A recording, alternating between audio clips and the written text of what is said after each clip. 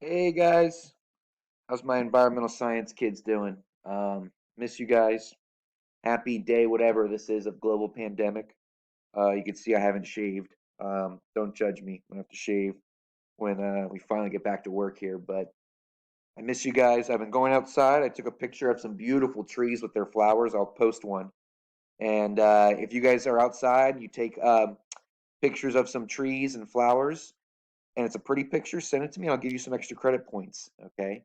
But make sure you keep your social distancing measures together. We are starting a brand new unit today. We're going into population properties. And I'm going to go over some notes with you.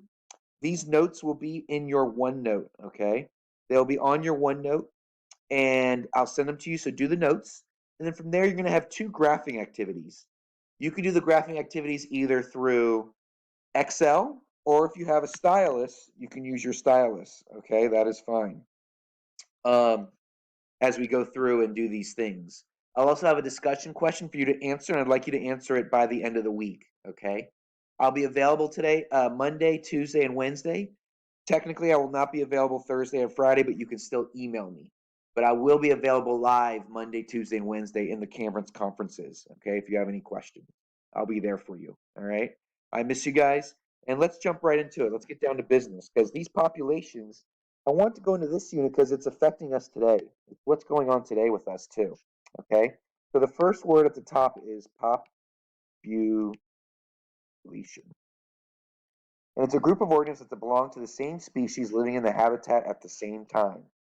We look at growth rate, which is your birth minus death rate. Okay, that's how we look at growth rate of a species, their birth and death. If we're looking at it within countries, you also have to look at immigration and emigration. Immigration, I look at the I and I think in. Okay, so this is moving into an area. Emigration, I look at the E and I think of exit, exit an area. When we look at populations, there's three types of ways they can be. When they are clumped, they're very close together in different sections. Deer are clumped. They keep close together. Keep a watch out. Okay? Close together. Random is just that. You have species that are all over the place. If you look at a river with fish, you might have a fish here. You could have one over here behind a rock. You could have 4 or 5 over here. You could have fish over here, over here. That's random. They're all over the place. Uniform, think of farming. Think of like a grid. When you plant sunflowers, let's say, you're going to put them in a nice uniform level. So that is uniform. Evenly distributed. Okay. Don't be afraid to pause this video as you're getting this stuff. These notes are not mandatory for you to do. They are just notes, but they can help you as you get through this different kinds of things that we are doing. Exponential growth. This is what I want to talk to you about, and what a lot of people are not understanding, especially with this coronavirus as it wreaks havoc on us. Exponential growth, I'm going to write down here, okay, of what it is. If I have a graph and I have time on the bottom and I have number of individuals down here, okay, exponential growth means the population is increasing rapidly. There's no predators, there's no stopping it. So it might start off doubling very, very shortly. It might go from 2 to 4 to 8 to 16 individuals. Oh, that's not that bad, right? We're just slowly getting 2, 4, 8, 16.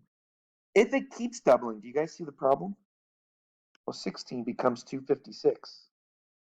256 becomes 1012 or whatever. 1012 goes up here, out there, and up there, and it keeps going and going and going.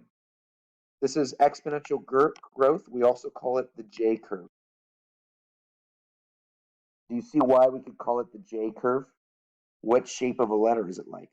It's like a J. And look how big that gets and how rapidly that gets. If you understand exponential growth, you'll understand why we are on stay-at-home orders. Because what virus is growing exponentially right now? Corona. This is why at first we were like, oh, only 4 people are infected. Not bad. 8 people. Oh, that's not bad. 16. Oh, that's okay. Then it jumps, and it jumps quickly. And now we're right in the middle of it. We're in the thick of it. It's hit us right in the head, this coronavirus, because it's an exponential growth. Bacteria can do this. Even humans, we're growing exponentially, which is putting a strain on our resources. Okay? So it's something that we need to be considering when we talk about things growing exponential. They can be dangerous. Logistic growth is more normal, what you see. Starts as exponential growth. So let's write it over here.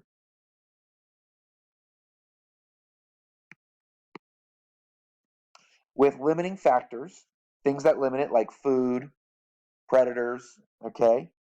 And eventually it flattens.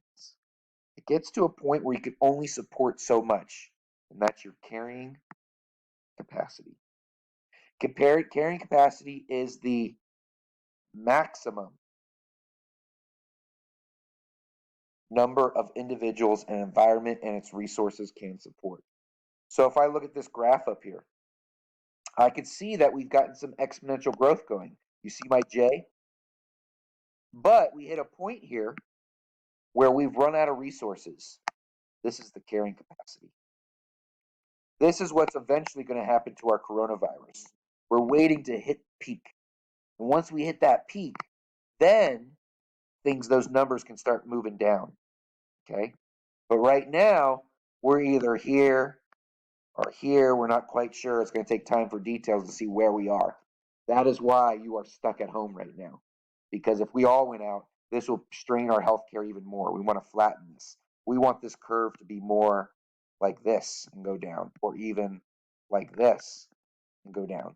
And that's why the stay-at-home orders are so big. And that's the part that you guys play in it, staying at home, not going out everywhere.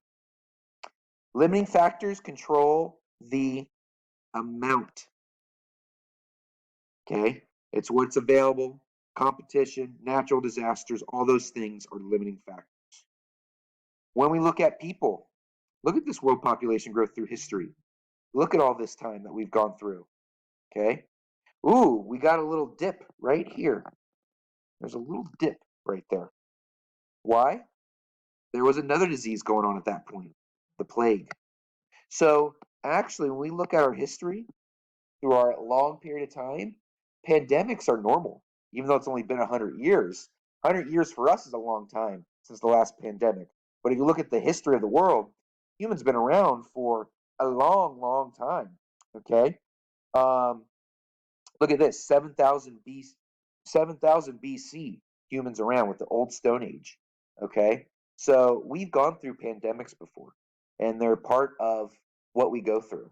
And hopefully we reach that peak and we're good. But human factors, definitely fertility, infant mortality rate, industrial revolution, human influences on the environment. You see that they're all there as well.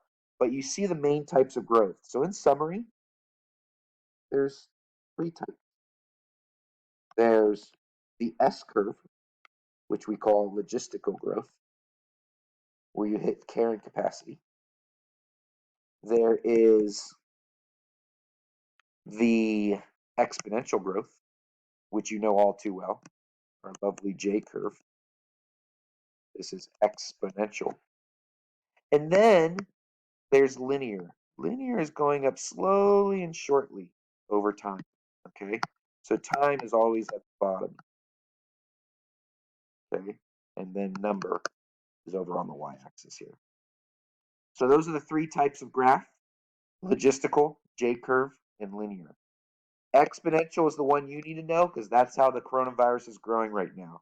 Hopefully, over time, which will eventually happen sooner rather than later, we'll reach that point. We'll start to go back down. We'll have what's called a population crash. Okay. I love you guys. I miss you guys. Please reach out to me if any questions. You guys have been doing great. The assignments are online this week. Do your thing, man. All right. We'll see you. Bye.